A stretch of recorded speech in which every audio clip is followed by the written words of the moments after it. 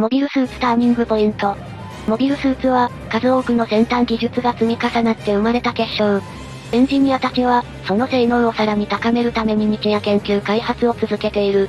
中には、以後の開発史に決定的な影響を与えるほど画期的な技術が姿を現すこともある。今回はそうした技術面のターニングポイントとなった機体をピックアップし、その革新性を解説していく。ゆっくりレ夢ムです。ゆっくりマリサだ。今回はモビルスーツの技術面に注目して解説をしていくぞ。モビルスーツって確か18メートルくらいのサイズだと思うけど、普通に考えてこんな巨体が自在に動いているのが不思議であり、ロマンを感じるよね。ガンダムの良さとしてなぜこのモビルスーツは開発されたのかという疑問に、しっかりと設定を盛り込んでくることに妙なリアルさを感じられる部分が大きい。確かに説明がない強さって面白みがないからね。その中でもモビルスーツ開発系譜に多大な影響を与える機体の技術に注目して解説をする。では、早速解説に移ろう。よろしくね。ザクシリーズ。ジオン軍とその後継組織が採用している量産型モビルスーツだ。まずはモビルスーツの代表例とも言えるザクについて特筆すべき点を解説していこう。ザクといえばジオンの定番モビルスーツだし、他のモビルスーツの礎にもなっている機体だよね。ああ、宇宙世紀における実質的な戦闘用モビルスーツの始祖となる機体と言える。そもそもモビルスーツを製作するのに何かしらの技術があるわけだし、ザクにはそれがあるってことだよね。開発された経緯として宇宙世紀ではミノフスキー粒子散布に伴う電波障害などが発生するため、既存の遠隔ミサイルといった技術は使えない状況であることが発端になる。確かこれによって有刺回線で戦うしかなくなったよね。ああ、散布領域ではレーダーや無線通信の使用が難しくなるため、機体同士が接触して走行の振動で音声を伝える接触回線やレーザー通信、発光信号やハンドサイン、信号弾などで通信を行う。戦闘面では旧来のようなターゲットを発見してから狙うような動作が必要になるわけだ。宇宙で動く敵に狙いを定めるのも大変だよね。戦闘機だと旋回するのも一苦労だし。ジオンはこの環境下を打破する兵器の開発に取り組むことになり、大きな技術の革新が起こることになる。ここでは3つの大きな技術について解説していくぞ。まずはモビルスーツの姿勢制御に関わるアンバック起動についてだ。あまり聞き馴染みがない言葉だね。これは何がすごいの？この技術が生まれた背景として既存の宇宙兵器は姿勢制御のたびに膨大な燃料を消費するため、従来の兵器では広告軍の想定する要求値には到底及ばなかった。そこでアンバック起動の有効性に着目したジオニック社は可動詞を持つ宇宙機動兵器のコンセプトを提示し、社内プロジェクト SUIT 計画を発足すると獅子を有する人体を模した兵器の開発を推進した。手足があると姿勢制御が楽になるということ？アンバックの正式名称はアクティブマスバランスオートコントロール。つまり移動による自動姿勢制御のことを指す。宇宙空間において姿勢制御のためにスラスターだよりの姿勢制御にすると、移動と合わせて全方位全周囲のスラスター配置や大量の推進剤のスラスターごとの分散配置を必要とする。だが、腕や足を動かすことにより作用反作用を発生させて姿勢を制御し、姿勢制御スラスター配置も最低限かつ効率的な配置に抑え、推進剤を節約することが可能だ。人型であるのは理にかなっているということだね。二つ目は熱核融合炉だ。特にトレノフ・ワイ・ミノフスキーとその友人イオネスコによって研究開発された。ミノフスキー・イオネスコ型熱核反応炉と呼ばれるタイプが大きく影響している。動力源は大事な要素だよね。ミノフスキー物理学を応用してアイフィールドでプラズマを封じ込め、高温高圧縮状態の維持と放射線の封じ込めを行っている。炉心内に展開されたアイフィールドは、核反応で発生したエネルギーを超結晶光子構造を介して直接電力に変換するため、ボイラーやタービンといった機器が不要となる。だから小型化できているわけだね。これにより数百メートルからキロ単位のサイズを有する炉を、モビルスーツサイズにも搭載可能な動力源として使用されることになる。姿勢、動力源ときて次は何かな？三つ目は駆動システムの一つである流体パルスシステムだ。ザク2の特徴として機外に露出した動力パイプも、冷却システムを兼ねる流体パイプの一部だぞ。確かにザクの見た目のパイプが印象的だよね。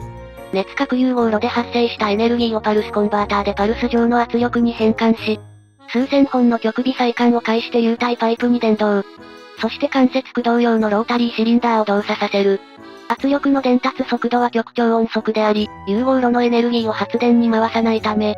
ロスも少なく高効率なシステムに仕上がっているぞ。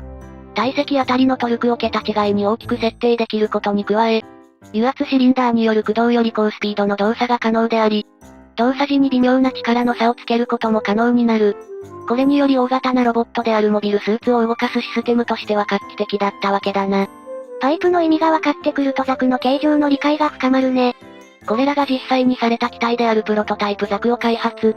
そして量産化まで至った機体がザク1であり、今後ジオン系モビルスーツに大きな影響を与えることになる。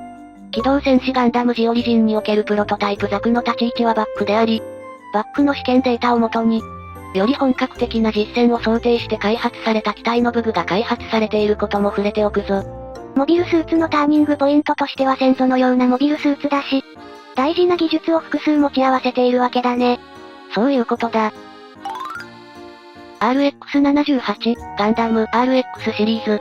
地球連邦軍が V 作戦で開発した試作モビルスーツ。対モビルスーツ戦闘を意識した白兵専用の機体として開発され、先行して開発されていたガンタンク、ガンキャノンとはコンセプトを異にしており、V 作戦の母体となった RX 計画に基づく素案のほぼ全てを盛り込み、コストを度外視したハイスペックマシンとして開発されている。やっぱりモビルスーツといえばガンダムだよね。ジオンのザクに対抗するために様々な技術を盛り込んだ結果、ザクをはるかに上回る性能を持つ機体として完成したぞ。5倍のゲインとかわかりやすく示されている部分があるよね。特徴的な技術は極端に大規模な設備がなければ搭載できなかったビーム兵器を、画期的な技術革新によってモビルスーツによる携行を可能としたことだ。ビームライフルは戦艦並みの威力だからね。そんなビームライフルはミノフスキー粒子を圧縮縮体したメガ粒子を、収束して打ち出すメガ粒子砲を、モビルスーツで携行可能なまでに小型省力化したものだ。これを実現できた技術がエネルギーキャップだ。メガ粒子に縮体する寸前の高エネルギーを帯びた状態であるミノフスキー粒子を保存する技術。連邦軍はこのメガ粒子砲の大幅なダウンサイジングに成功。このエネルギーキャップを組み込んだ小型メガ粒子砲がビームライフルとなるわけだな。ちなみにだが、ジオンはビーム兵器の技術を先んじて開発をしており、初のメガ粒子砲を内蔵した機体がプロトタイプゴッグになるぞ。あれ、でもゴッグのメガ粒子砲って中途半端だったような。メガ粒子砲の拡散が予想以上に深刻なものであり、ゴッグの状態でも完成度は低いな。ガンダムのビームライフルはエネルギーキャップによって完成度が高いってことだね。その後ジオンもビーム兵器の量産化に成功したが、その時にはすでに戦況は決まりつつあったな。ゲルググは時期が遅いだけで名機ではあるからね。他にもガンダムは優れた技術があるぞ。連邦独自の採掘生成技術によって開発されたルナチタニウム合金の装甲を備えることで、強固な防御力を誇り、同時に大幅な軽量化に成功した。この素材はチタンを基幹素材としてアルミニウム、輝土元素類などが混合された合金とされ、高い合成や対放射線能力を誇り、軽量かつ腐食にも強い。ザクマシンガンが効かなかったからね。駆動方式では腕部は機体の設計ポリシーを体現する部位として必要なまでに擬人化されており、設計にあたっては義手、義足などを開発していた技術者も動員されている。その結果、各関節部分には新開発のフィールドモーターを採用し、スケールを超えた大出力のトルク発生を可能とした。ジオンのモビルスーツは有体パルスシステム連邦のモビルスーツはフィールドモーターってことだね。そういうことだ。また、熱核融合炉で発生したエネルギーを電力に変換送電し、稼働指示と電力を受けたモーターを駆動させる。その際に教育型コンピュータの制御によって複数のモーターを連動させることで、柔軟かつ複雑な動作を実現している。加えて戦闘やシミュレーションを経験することでその際のデータを学習し、自己更新し続けるぞ。だからガンダムの動きは滑らかで運動性能が高いんだね。これら技術によりガンダムは絶大な戦闘能力を持つことになり、加えてアムロのようなニュータイプが登場したことで戦況に影響を及ぼすほどの戦果を上げた。それによってガンダムタイプと呼ばれる機体群がハイエンドモビルスーツの代名詞として扱われるなど、後年のモビルスーツ開発史にすら影響を及ぼしている。ここからガンダム神話が始まりました。MAN-03、ブラウブロ。ジオン広告軍がフラナガン機関の協力のもと開発したニュータイプ専用試作型モビルアーマー。サイコミョ試験用ザクと共にジオン軍の開発計画の一環として開発され、サイコミョシステムとビーム兵器のテストを目的とした実験機。ブラウブロといえばサイコミョ兵器が画期的だったよね。その後のモビルスーツに大きな影響を与えるのがサイコミョシステムだからな。一年戦争時にフラナガン機関が研究開発したマンマシンインターフェースの一種で、ニュータイプが発する官能波と呼ばれる特殊な脳波を検出し、機械語に翻訳。これによって、ペダルやレバーによる操作を必要としたマシンの操縦を考えるだけで可能にした。人間の意思によって直接駆動させるシステムということだね。サイコミョによる操縦は思考をダイレクトに機体動作に反映できるため、機体のレスポンスを向上させやすいといった利点もあるが、一方でパイロット側へ負担がかかり、サイコミョの逆流や暴走の可能性も払拭できないため、扱えるものはニュータイプや強化人間に限定される。ここだけ聞くと制約が大きくて発展する可能性は少なそうだけどね。ブラウブロはサイコミョシステムのプロトモデル、その後は無線遠隔攻撃端末でエルメスが開発された。しかし複数のメガ粒子砲を稼働させるために旧型の熱核融合炉を搭載したことで機体が大型化し、アンバック起動がほぼ不可能となり、各部に配した高機動バーニアで姿勢制御を行うことで対処しているサイズが大きいことが欠点となる。後にアクシズが小型化に成功し、キュベレイ等のモビルスーツへの搭載が可能になったことが大きいな。この後もサイコミョシステムを搭載した機体は数多く生み出されたが、シングラリティ1となる機体が生み出されたことで状況を一変させることになるぞ。後ほどこの部分には触れていく。何にせよ実戦レベルのサイコミョシステムを搭載したブラウブロは注目すべき機体ということだね。ちなみに機動戦士ガンダムジークアクスに登場したキケロガはブラウブロと同一のデザインだが、全体的に小型化しているほか、後からモビルスーツ形態への変形機構が設けられている。このことからこの世界ではサイコミョシステムの発展スピードが速いと言えるな。RX-178、ガンダムマーク2。ティターンズが組織のフラッグシップ機としてグリプス交渉で開発したガンダムの発展機。ガンダムマーク2は、ガンダムという名称を受け継ぎ、地球連邦軍系の技術のみを用いることが命題の一つとされた。完成式典においてティターンズ関係者が、我々による、我々のためのガンダムと称している。そのため開発に携わった技術者も、機密保持の徹底のために連邦系技術者のみを採用しているぞ。でもこの当時ってアナハイムエレクトロニクス社の影響が強そうだけどそんなことできるの？もちろん、一年戦争の時点で連邦製モビルスーツの建造に参画したメーカーの多くは、戦後アナハイムエレクトロニクス社と提携、あるいは参加に組み込まれたが、ティターンズはそれら企業とも独自に契約を交わし、通常よりも厳しい守秘義務を課すことで、機密の漏洩を防ぐ手段を講じていた。そんなガンダムマーク2の特筆すべき点はムーバブルフレームと呼ばれる機体構造を採用した点だ。それまでのモビルスーツは装甲が構造体を兼ねるモノコック構造を前提に設計されていた。これは、ペイロードスペース確保や生産性に優れるという利点はあったものの、装甲の破損状況によっては行動不能に陥る恐れがあった。一方、ムーバブルフレームは基本フレーム自体が自重を支える構造体として機能し、そこに装甲、内装品、武装をつけていく構造になっている。それまでの機体が装甲の内側に詰め込んでいた武装やプロペラント以外にモビルスーツが必要とする機構が、フレーム内部に圧縮して内蔵されており、これによって各部位に発生するモーメントが最小化され、機体のレスポンスや消費エネルギーの改善につながったほか、高い整備性と拡張性を獲得することになった。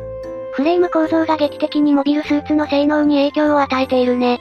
また、フレームと装甲が分離していることから、機体そのものの可動域も大幅に向上。外装部を純粋な装甲としての機能に特化させられる分、装甲強度の向上や、軽量化にも貢献している。一方で、百式など一部の機体では軽量化と外装の防御力への不信などから、あえてフレームを露出させるネイキッドスタイルを採用している。ダイナミックな回し蹴りとか変則な動きを実現できているのは、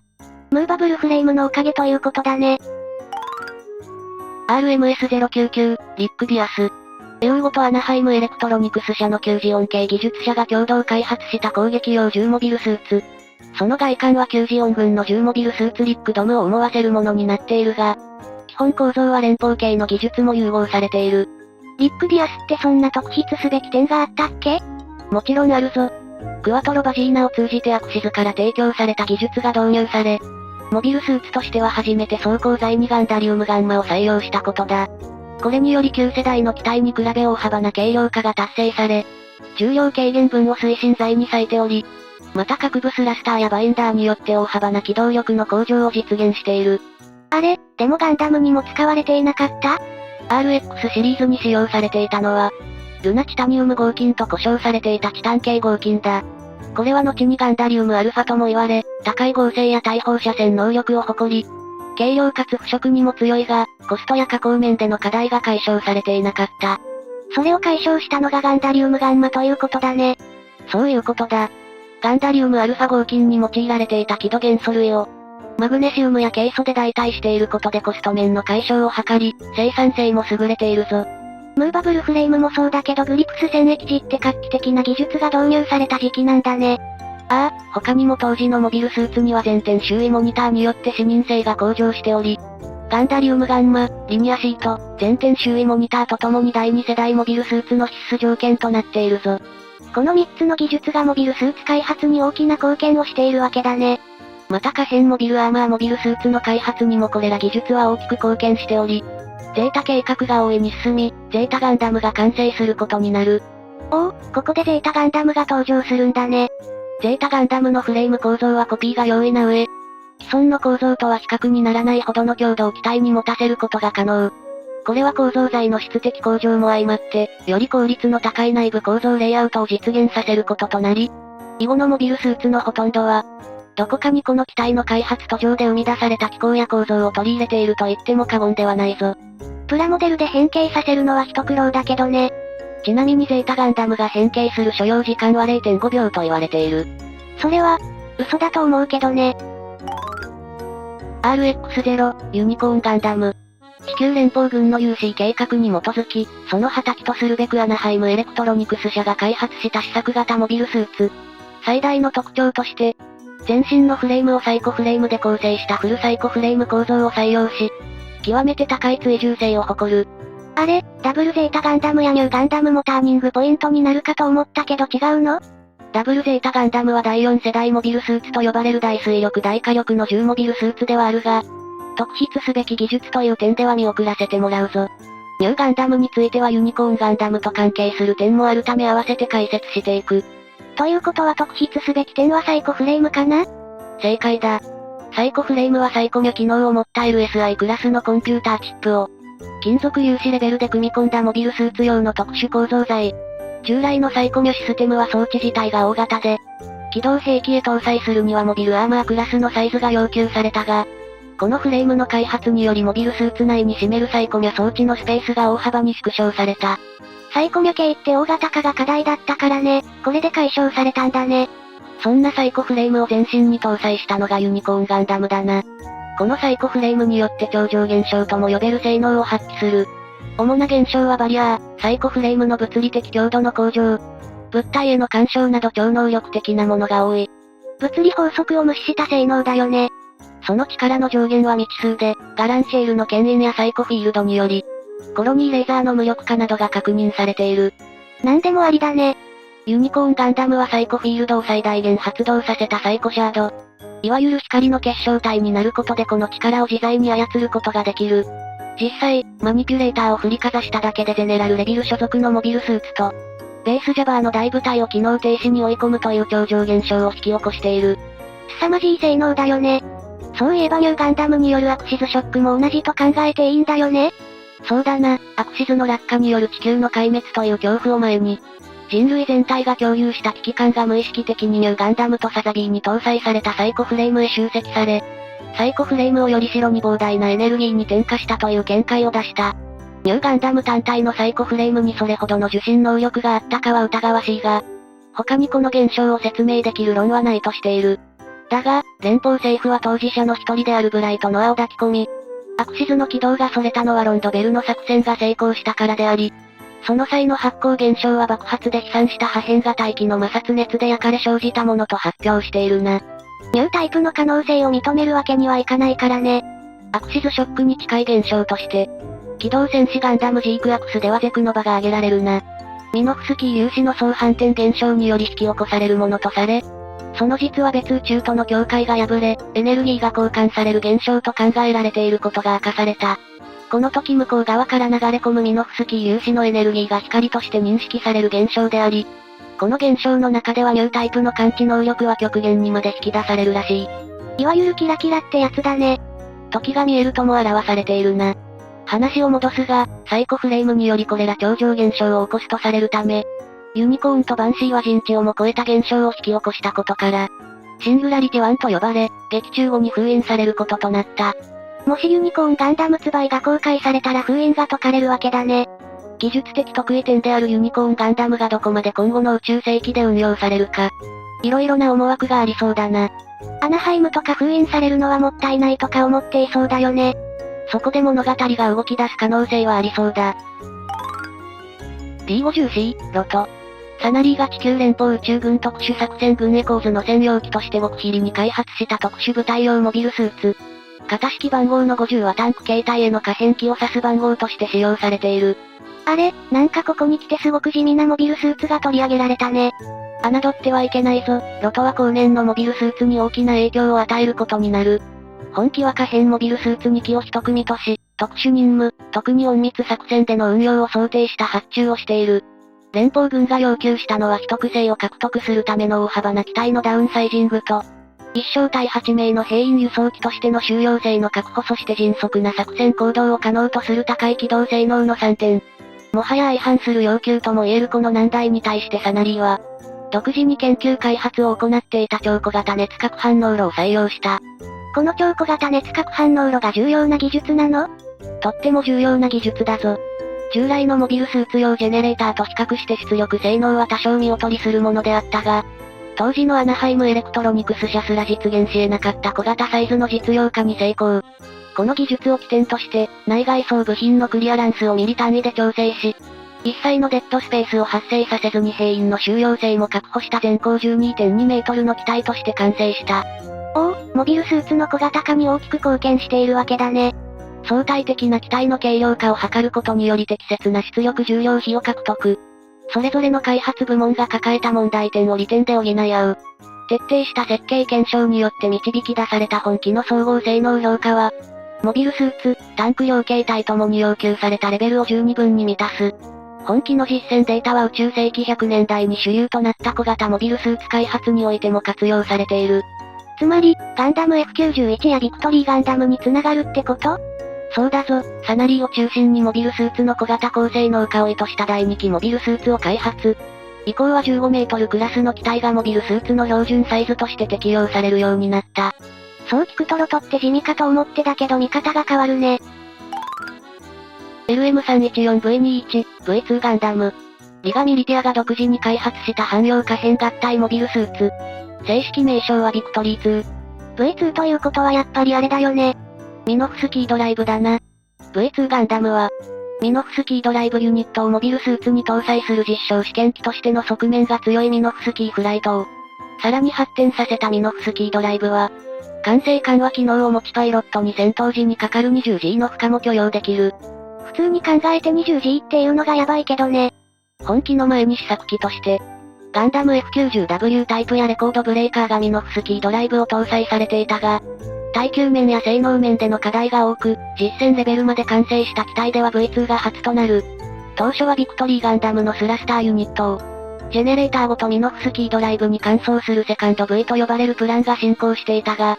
機体強度や初期のスペックを達成することができなかったため、改めてほぼ新規に再設計されることになった。ちなみに富野義行監督が本機のデザイン及びコンセプトを気に入らなかったため、セカンド V が小説版では本機の代わりに登場するが、戦術したようにフレーム強度が足りていないぞ。推力がとんでもないからね、フレームが曲がりそう。ミノフスキードライブは理論上は高速を引き出すことが可能なほどの推進力を生み出し続けるが、V2 ガンダムはドライブ内部から光の翼と呼ばれる高出力家電粒子を放出する。このエネルギーはビーム兵器のメガ粒子と同一のものであり、切断武器や盾に応用することが可能であった。ウッソはこれをうまく活用していたよね。これにより宇宙世紀最強のモビルスーツとして君臨することになる。サイコフレーム搭載機は一旦置いておく前提としてね。これ以降もミノフスキードライブ搭載の開発をしていたそうだが、本気を超えるまでには至っていないとされるぞ。では今回はこれで以上。最後に一言いいかな？どうした？やばい機体ならターン A ガンダムはどうなるの？黒歴史って言われるくらいのことをしているわけだから技術力もとんでもないんだよね。もちろんやばいぞ。